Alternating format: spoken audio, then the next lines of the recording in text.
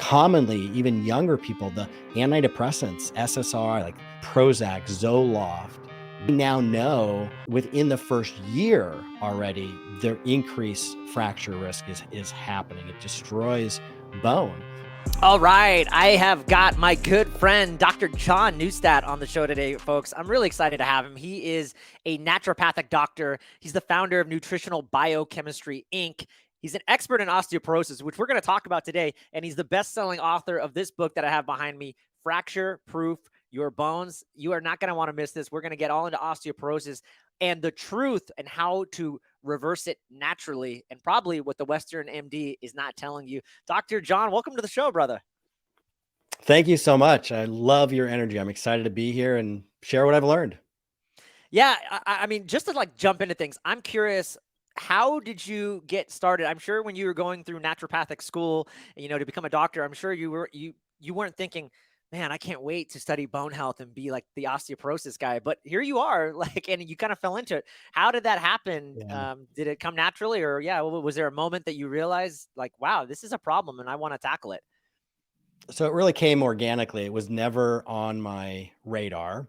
And one of my mentors and professors, a very wise physician and person, he said to us one day in class, somebody had asked him, we were in an what's called advanced therapeutics class in our last year of medical school.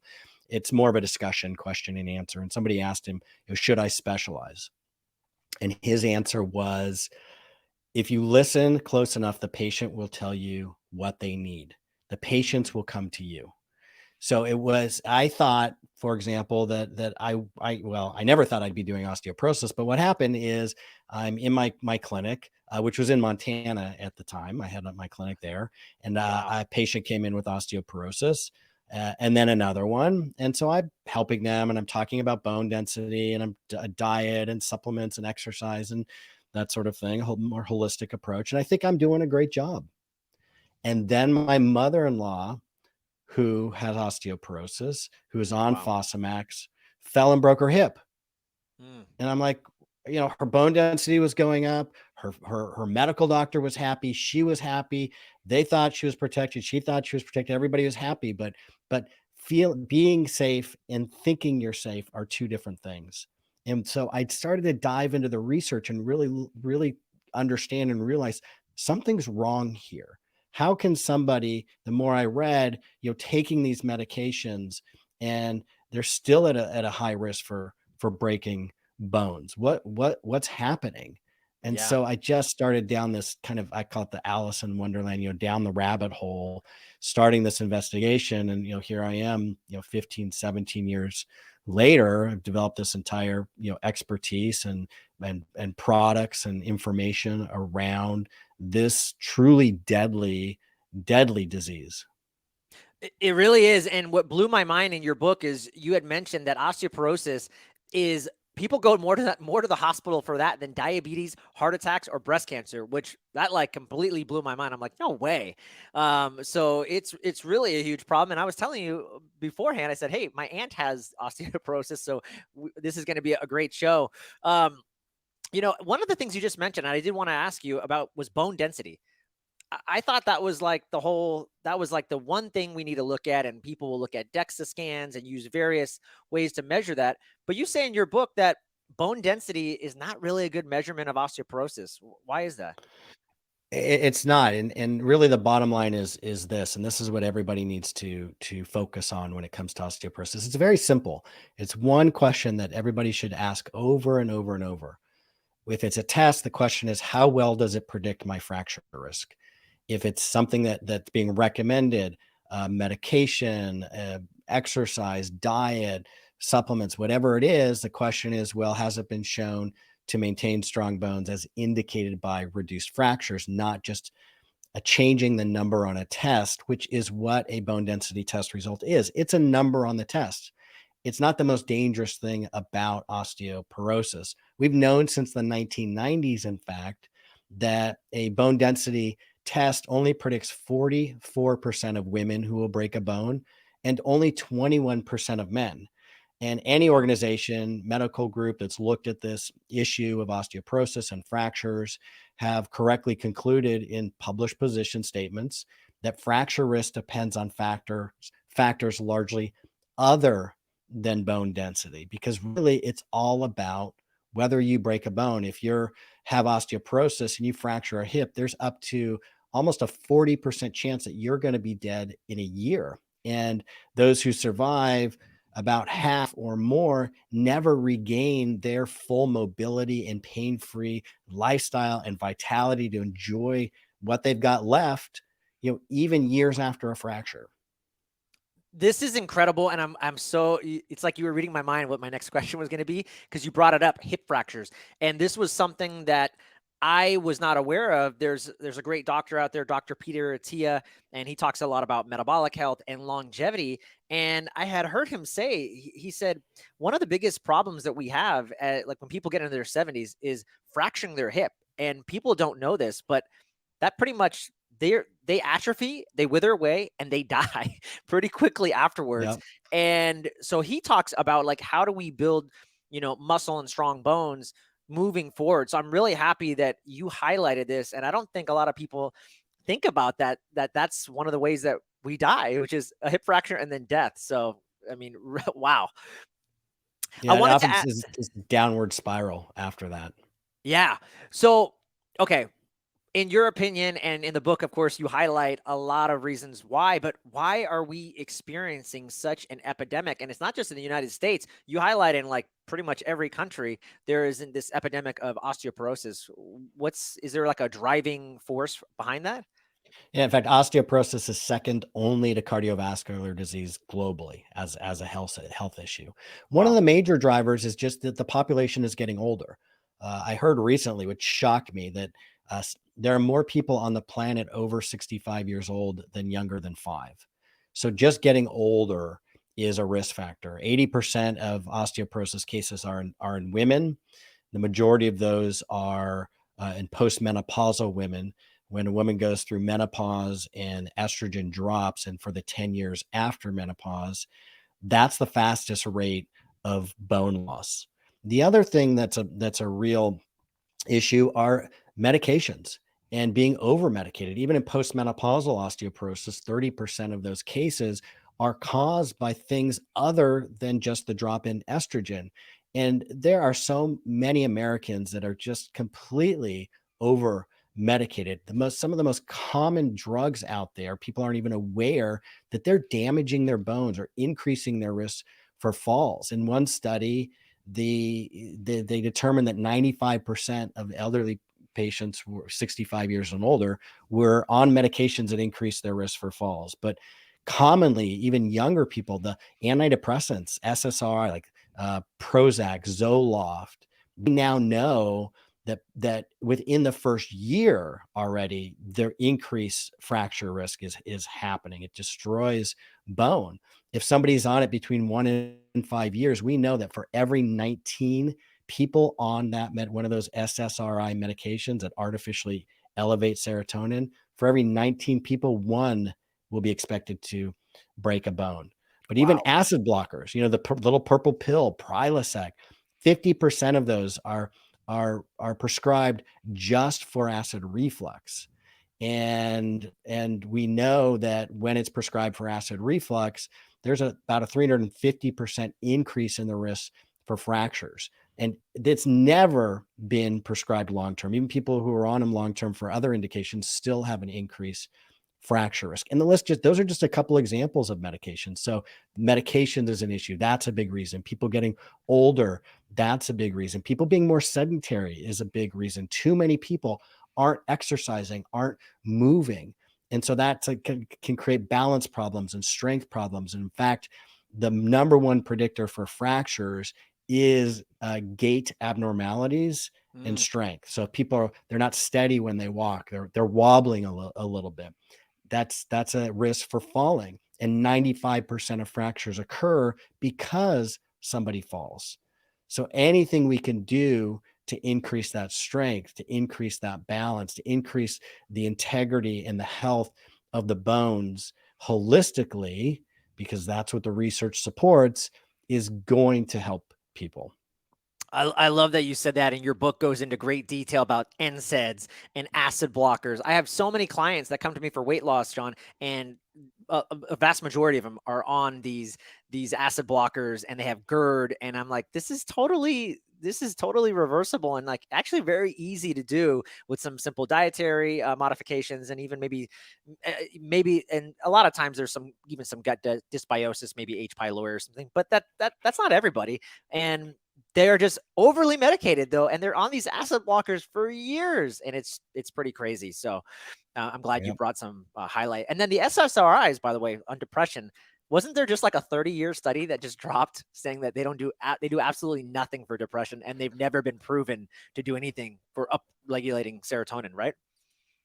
So I'm not familiar with that study, but a study I Okay. did review that came out, years ago, looked at all the clinical trials that were submitted to the FDA, and what they found is that many the negative clinical trials against those medications showing they didn't help or had marginal benefit or didn't help at all, were suppressed, were not submitted to the FDA, or that data was suppressed. So it elevated the assumed effectiveness by some of those medications by, almost 65, 70%. So people are walking around, it's a real tragedy. They're depressed, they're given these medications, they're still depressed. They would come into my office and they're like, they're beating themselves up Yeah. because they feel it's their fault. What am I doing? The medication's not working for me. Or the Mm. reality is, for a lot of people, it doesn't work.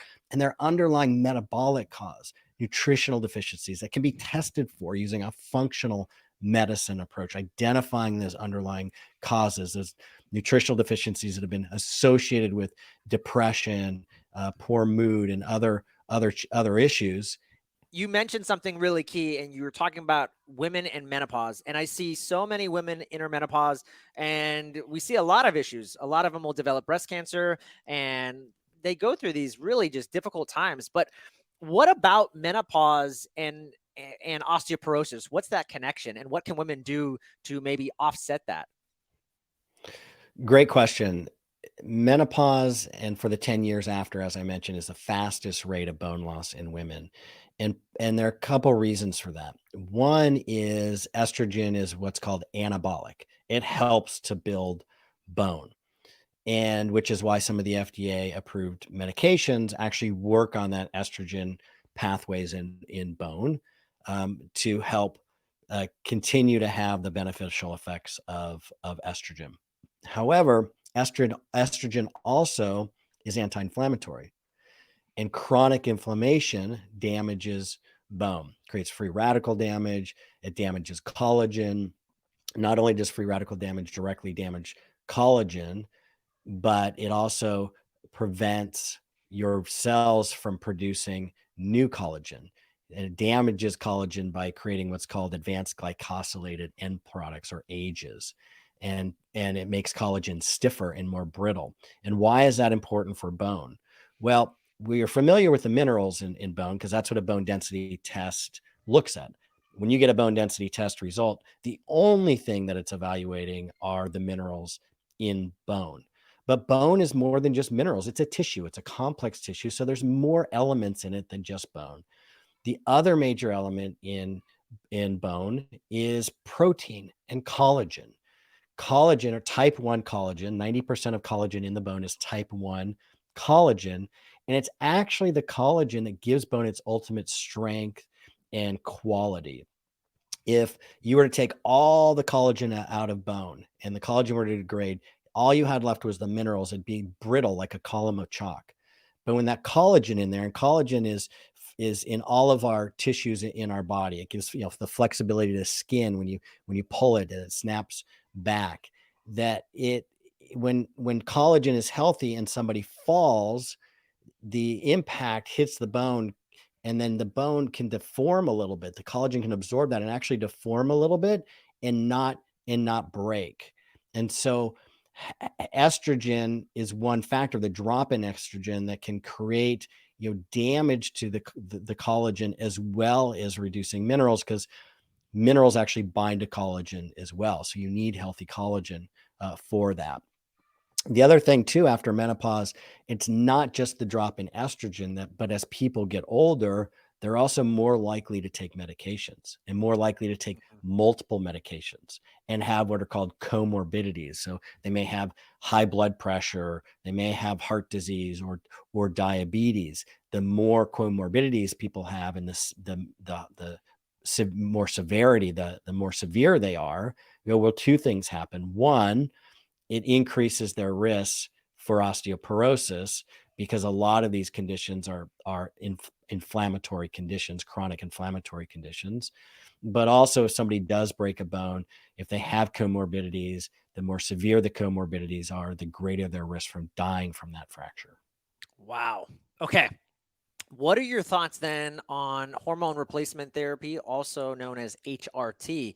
There is a lot, I think, of misinformation in terms of, I think at least women have been taught by the Western model that estrogen is bad.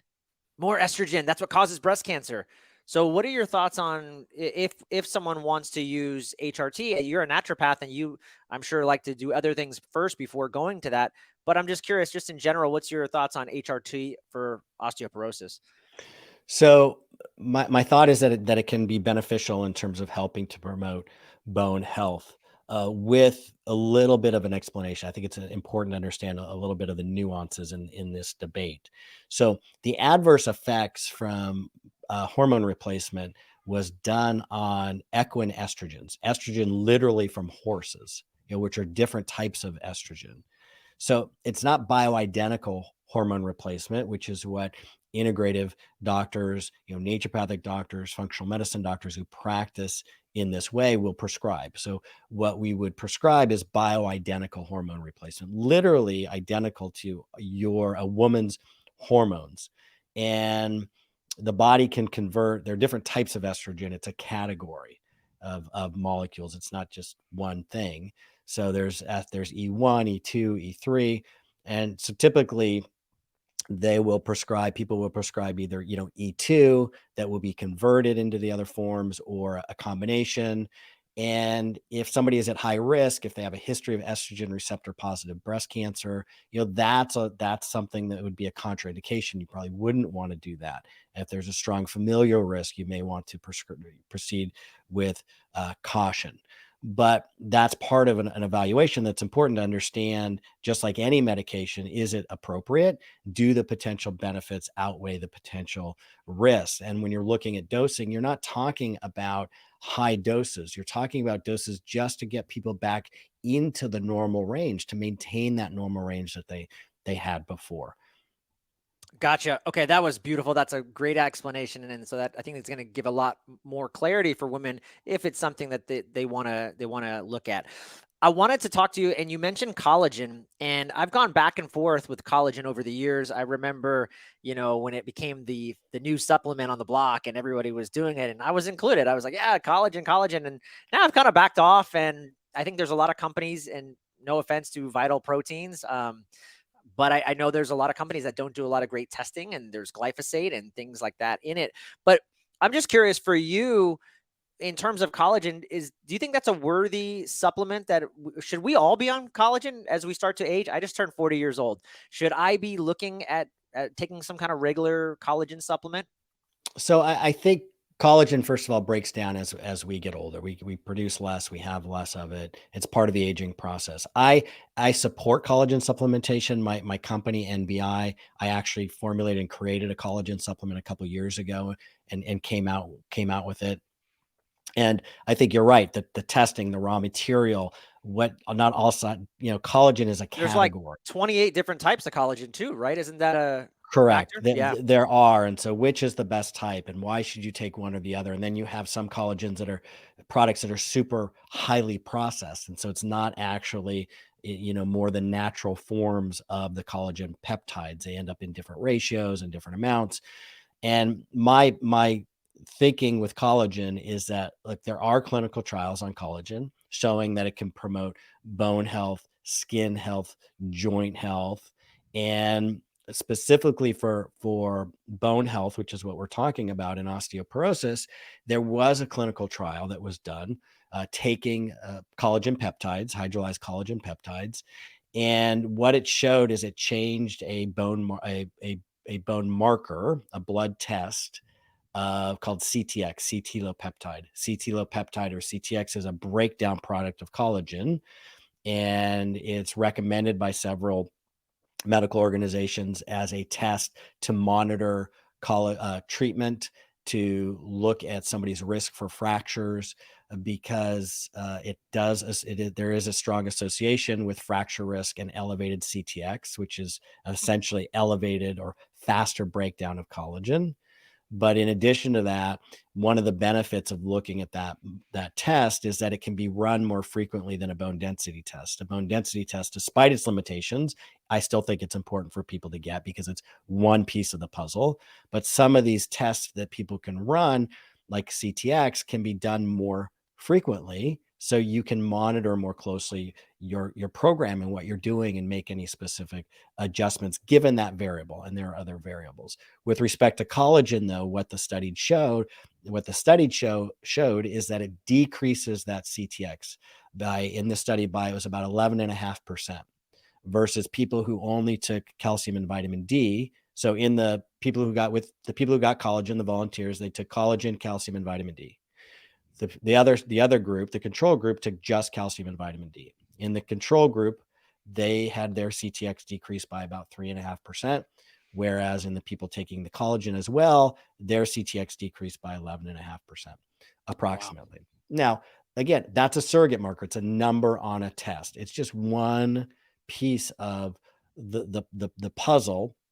It's not the most important piece. So when it comes to bone health, I do think it's a good supplement to take, but it's second line for me. It's not the highest level of evidence. The highest level of evidence when you're looking at bone supplements, bone support products, or medications, anything, are controlled human clinical trials that look at the most important variable. And in this case, it's whether bone strength was maintained as indicated by fewer fractures in the volunteers. And with collagen, they just looked at a laboratory marker. They didn't evaluate fractures as the endpoint. That's why it's second tier for me. It's not the primary thing that I would recommend in terms of supplementation, although there are good reasons why somebody should consider taking it. Okay. And specifically Perfect. the type 1 collagen, types 1 and 3. Awesome. Let's talk about what are some things that people can do. We've been talking about all these things that the problem with it. Let's talk like collagen. Let's talk about some of the things they can do. And I really wanted you to explain this because I get a lot of clients and women especially that are like, oh, Joel, I just wanted to let you know I'm taking calcium and I'm drinking milk because it's good for my bones as I age. Is that a good idea? It's not a great idea. I'm not a big fan of people drinking milk for many reasons. It's not the best source of calcium. In fact, I've got a blog coming out next month about the 10 best non-dairy sources of calcium. And when you look at all these different sources of calcium that aren't dairy, I include dairy in there just so people can see it, ranked like 8th or 9th. I mean, it's not that great. And also because it's a cocktail of hormones and chemicals.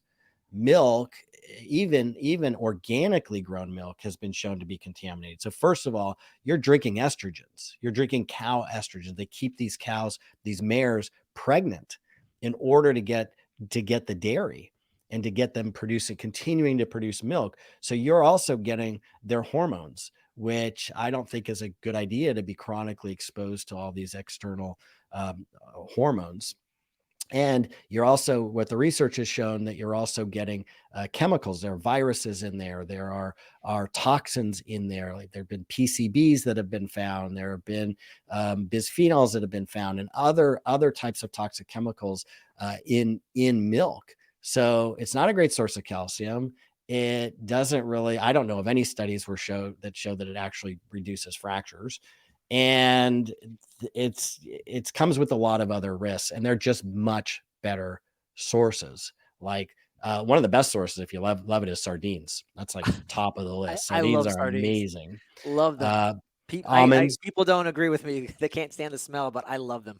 I love sardines too, but there are other ones too. It'll be on the blog when it comes out, but it's in my book too. There's a whole table in the appendix of calcium sources of food, as well as tables on protein sources of food and fiber sources of food, how much fiber and protein, because that's important too. But with calcium, They're vegetables and things you can get that are much healthier than milk, because they also have a lot of other nutrients. They have, magnesium and B vitamins and other minerals and plant antioxidants, these phytochemicals and fiber that help your whole body systemically. So I'm not a fan of milk, not a Love fan of that. dairy. Love that. And then just briefly talk about, again, I hear a lot of people, they're just taking calcium for bone health. And from what I understand, like that's actually could be problematic, just taking calcium as a supplement alone, because as you mentioned in the book, there's a ton of cofactors such as vitamin D, vitamin K2, magnesium. But should we be telling people that like, hey, if you're only taking a calcium supplement, I think what I've heard is that that could actually get into the blood and actually cause some kind of calcium deposits actually in your blood. I'm not sure if that's true or not, but can you speak on that? Sure. So that calcium has gotten some press recently, and there have been some studies questioning the safety of calcium, supplemental calcium. And I think that there's a limit to what is safe. So it's not that just taking calcium by itself is unsafe. And the International Osteoporosis Foundation, and I believe it's the American Society of Preventive Cardiology, I forget the other organization, does it. They do still, and it is still recommended that people supplement with calcium, but you don't want to go above a safe level. And that's the problem, is that conventionally and even non-conventionally, people are being recommended 1,200, 1,500 milligrams of calcium, and that's not okay. So the recommendation is to get no more than 2,000 to 2,500 milligrams of calcium per day. That's from all sources, diet and dietary supplements. The average American woman gets about 800 milligrams of calcium in the diet, standard American diet. Yeah, hopefully they're eating better than the standard American diet, because it's a pretty awful diet. It really is not healthy. But on average, women are getting about 800 milligrams. So if they're just from the diet, then if they take 1,500 milligrams or 1,200, up above that as a supplement, they're getting into that too high of range, 2,000, 2,500 dangerous range. The research appears to support that up to 1,000 milligrams is safe. And the US RDA for calcium, and that 2,000 to 2,500 milligram range, by the way, that's just the safety limit, right? That's not the recommended daily amount that people should get. The recommended daily amount is 1,200 to 1,500 milligrams a day for adults. And so if people are eating the standard American diet, they should be fine. They should really not be taking more than about 400 milligrams of calcium per day, or maybe up to 1,000 milligrams of calcium per day, but as a supplement, but not above that. And definitely not by itself. It has to be combined with vitamin D to get the benefits in terms of maintaining that bone strength. What the research has shown is that calcium and vitamin D reduce fractures by about 10 to 23%. Now that's a pretty big range, and we can do better than that in terms of reducing fractures, and maintaining strong bones. But that is a good start. I mean, 10 to 23%. When you add a specific form of vitamin K2 onto that, MK4, the fracture reduction increases even more. Studies have shown that MK4, 45 milligrams per day, that form of vitamin K2, has been shown to reduce fractures, maintain, again, the ultimate indicator of bone strength, reducing fractures in the clinical trial volunteers by over 70%, which Wow. is incredible. And there are over 7,000 volunteers in more than 25 clinical trials over decades that have been studied with this. Love that. Thanks for breaking that down. I'm looking at the time, and I think you have to run pretty soon. Yes. I do have a few more minutes. What Okay. I'd love to make sure people understand Please. is that there's a lot of confusion out there. Most manufacturers are using a form of vitamin K2 called MK7, right? But MK7 has never been shown in any clinical trials to reduce fractures as the endpoint. Wow. Clinical trials have not shown it. It'll improve bone density. It'll boost bone density just like MK4, But similar to estrogen, vitamin K2 is a category of different nutrients. The different numbers, MK4, MK7, those are different molecules. And while in the body there can be overlap, they don't all have the same effect. And MK4, at least from my perspective, looking at how I can help people the most, I'm going to want to recommend, I'm going to want to use nutrients that have been shown to actually reduce fractures and not just a laboratory test result, which is why when I started my supplement company out of my clinic, 15 years ago, that didn't exist. The clinical dose of MK4, 45 milligrams with calcium and vitamin D. So I needed that to help my patients. And so that's why I created the OsteoK and OsteoK Minis products. But it's that MK4 nutrient, the only form of vitamin K2 that's actually been shown to reduce fractures in clinical trials. Beautiful. I'm going to definitely leave those in the show notes so that people can go to if they want to order some of your products, because that's what I love. Like, there's the studies, and let's do that. Let's back that up, and you have the results to prove it. So many things I wanted to still ask you, but we don't have the time. I mean, but you go into it in the book. The type of exercise people should be doing. You talk about the 10,000 steps being a myth, although you do advocate for walking and how that's great. And you go into the osteoporosis diet, which I think people should definitely check out. So go get the book, because we don't have enough time to get into those things. But anything else though, before we jump into some lightning round questions? Anything else that that you wish I'd asked you that we didn't cover? So I would just say that I think that people need to take a deep breath, and they get a diagnosis of osteoporosis, and it can be really scary and overwhelming. It's not an emergency. You have time to gather your information and put together a holistic plan, and that's what my book does. It helps people create a holistic plan for themselves. And in there also, there's a whole chapter on medications, because people don't even know what to ask their doctors about the medications they're being offered, and how to discern whether or not it's a good one or a good medication or not. And what unfortunately most people don't realize is there is no specialty for osteoporosis. It's typically the general family doctor, and research has shown they're overwhelmed. They don't have a lot of time because of the volume of patients they have to see to get into these more deeper complex conversations about this chronic condition. And they're confused about which medications to use and in which situations. So my book demystifies all of that and empowers people, gives them the knowledge to create that holistic plan that it walks them through in the book, and communicate better with their doctors. I love that. By the way, just on that note, do you have like a great success story where someone who, like you said, thought it was the end of the world, their bone scan came back just ridiculous, and if you had looked at it, you're like, this is going to take some work, but maybe over a year or 2 years, we looked at bone scans again, and you're like, you're healthy, you're back to normal. Dozens and dozens. Yes. And people reach out to me all the time. And I remember one lady years ago saying, my doctor, told me that I had to take this medication. And look, it may be appropriate. That's between them and their doctor. I don't know, but she was really scared. She had a pretty a low T-score and osteoporosis, and she started taking my products and working with the recommendations that I was providing, and her bone density test improved. But look, it's not just these stories. The cumulative data in the published research, my cumulative experience working with patients, working with my company over, we sold over 25 million capsules of my products now, shipped them all over the world. I am so convinced by this research. You want to know how convinced somebody is? Are they willing to put their money where their mouth is? I have a guarantee on my OsteoK and OsteoK Minis products that we guarantee that within 6 months of starting it, somebody's bone density will either stabilize or improve.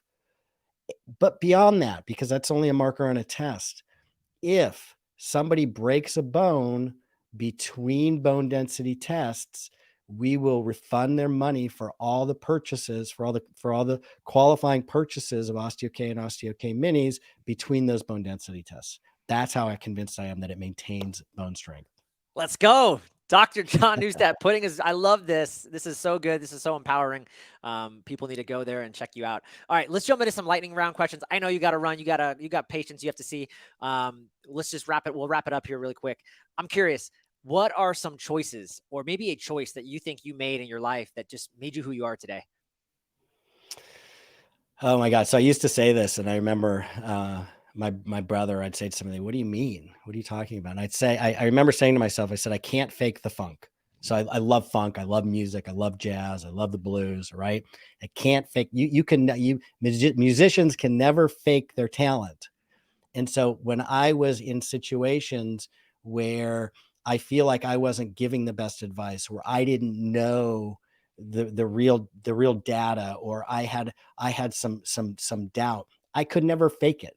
I would tell people, I'm not sure, I don't know. And one of my other mentors told me, hey, it's okay to say I don't know. That's always okay, but then it's your obligation to go find out the information and let the patient know. So one of the best things I think I've got is or decisions I've made, or just personality traits, is I need to understand the data, and I can't fake it. And I will tell people I don't know when I don't know. That's beautiful. By the way, mentors, I've had so many, and I've been lucky to be around people like yourself. Is there anybody that inspires you, or that in the health and wellness world, or someone that you follow that's had a, that inspires you in all the work that you're doing? That's a great question. I think some of the biggest inspirations I've had actually were my clinical mentors and my professors. Um, in terms of, I mean, honestly, in terms of what I do now, I am so focused on developing. I'm lecturing at medical conferences, and I don't really follow Yeah, like I the don't mean I don't popular mean for you folks me to out tell me there. any Instagram influencer, but I just, yeah, if there's I just don't anybody, know them. I yeah, mean, I don't know them. I'm so just focused and dedicated on putting, developing content and yep, tools and resources for people who can use my information. But Dr. Thomas Dorman, one of the most influential mentors to me, one of my clinical professors, and also Bill Mitchell, one of the founders of my university, Dr. Bill Mitchell, also had an incredible impact on me. So lots of people along the way. And my mother, I've got to give her credit. Huge influence to me and impact on me, um, because she died and suffered in the end of her life. mm, Now, not only because of that, of course, I mean, she was always my rock, and she was always somebody who encouraged and supported me. She was incredible in that way. But what happened is she suffered from chronic pain and disease in her later years, and had this slow trajectory going downhill. And it was just really painful and sad for me to see, despite all my efforts to help her. If any doctor will tell you, treating family becomes a very complicated, challenging dynamic, and I really yeah, don't recommend it. But a lot of the things that she had experienced could have been prevented and reversed with lifestyle changes, diet, lifestyle, supplementation, simple things. And when she passed away, I made a vow to myself that I would never end up like that. mm, And so every day I wake up in my life thinking, how can I become better? How can I do better? How can I serve other people better? Because that gives me energy, and that gives me fuel. And what processes can I follow, and personal development techniques can I implement in my life to help me enjoy and have joy and be disability free for as many years as possible. I want to square the curve. So we get older, and then there's this slow, typically painful, long degeneration before people die in this country. What I want to do is I want to be as healthy and vibrant and be having a blast. And then just one day, that's it. I'm It's with over. you. Yep, That's the goal. I'm with you. Last two questions, we'll wrap it up. Any speaking of that, let's talk about that. What your mindset, and everything. Are there any rituals or hacks or practices that you do on a regular basis? Yes. So actually, I just did a Instagram and TikTok post on this just 2 days ago when I was out for my walk. So it's consistency, right? Consistency is key, and changing over time, being adaptable, that's important too. But being consistent every day is crucial for getting any result that you want in life. And whenever I'm feeling tired or overwhelmed, I just don't want to exercise today, or I'm looking at a project with work that maybe it's going to be months long and I'm procrastinating, I tell myself this very simple message. I say, just today. I focus on just today. All I've got to do it is today. I don't have to worry about tomorrow and, what am I going to eat tomorrow and what's going to happen tomorrow? No, if I just do, all I have to do is once. and I exercise once. That's it. And then the next day I wake up and I tell myself the same thing, just today. You do that enough times, over time, it becomes easier and easier. It becomes a habit, healthy habit that's going to help people reach their goals. So that is my number one tip that I do all the time. Love that. I don't think anybody's ever said that. That's beautiful. Last but not least, Dr. John Neustadt, where can people find you, your good work, the book, and your amazing supplement line? Thank you for asking. They can go to nbihealth.com/the hacked life. So that's going to be a landing page for people listening to this podcast. It's N as in Nancy, B as in boy, I as in igloo, nbihealth/the hacked life. Love that, man. And then they can get all the information and all the resource. Beautiful. Dr. John Neustadt, thank you so much for being on the show. And everyone go out and buy his book. It's amazing. And leave him a 5-star review, because anybody knows that they're an author. They put on a lot of hard work, and it's just our way of paying it forward so that other people can find that good book. Thanks again, man. Thank you so much. Thank you for the opportunity to share.